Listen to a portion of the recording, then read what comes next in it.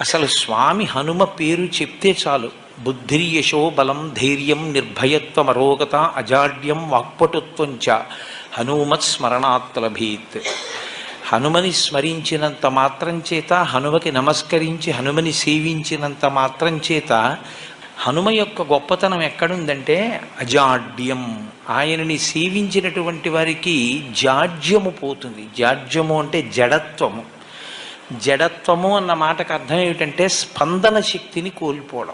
శ్రీరామాయణంలో రామచంద్రమూర్తిగా శ్రీ మహావిష్ణువు వచ్చే ముందే బ్రహ్మదేవుడు అనేక మంది దేవతల్ని శాసించాడు. రావణ సంహారం అంటే అంత తేలికైన విషయం కాదు. నరవానరముల చేత సంహరింపబడడు కనుక, ఆయన నరవానరముల చేత సంహరింపబడనని వరం అడగలేదు కనుక మీ అందరూ కూడా వానరాంశలలో వెళ్ళండి అన్నాడు. దేవతలందరూ వానరుల యొక్క అంశలలో వచ్చారు.